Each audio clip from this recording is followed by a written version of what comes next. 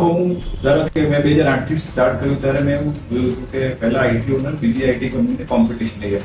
બીજું મેં એવું પણ જોયું છે કે આઈટી ઓનર્સનું ગ્લોબલાઇઝેશન તરફ વલણ વધ્યું છે, એમનું ટ્રાવેલ વધ્યું, એના લીધે ફોરેન ઇવેન્ટ્સમાં જવાનું, ત્યાંનું માર્કેટને પારખવાનું અને જાતે સેલ કરવાનું બધું. સો આઈટી અત્યારે લો પોઈન્ટ કે મતલબ કે એક સ્ટ્રગલના ફેઝમાંથી પાસ થઈ રહ્યું છે, તો તમે એના માટે એઆઈને બ્લેમ કરશો કે જે નવી એઆઈ જનરેશન આવી રહી છે from the client point of view કે well let's connect with Vatsal Shah. Hi Vatsal, કેમ છો?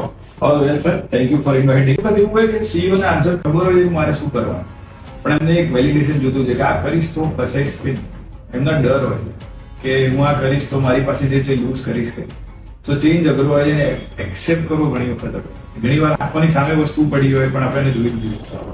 હવે છે ને તમારી પર્સનલ અને જે લોકોને નથી ખબર એવી લાઈફ તરફ આપણે આગળ વધીએ તો તમે સાયકોલોજી અને સ્ટ્રેટેજીના પ્રોગ્રામમાં એને પાસ્ટ અટેન્ડ કર્યા છે જેવી મારી જાણકારી છે.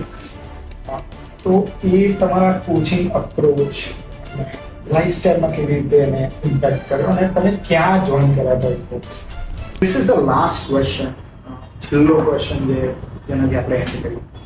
What is a one sentence જે ડિસ્ક્રાઇબ કરશે વત્સલ શાહ કોણ છે?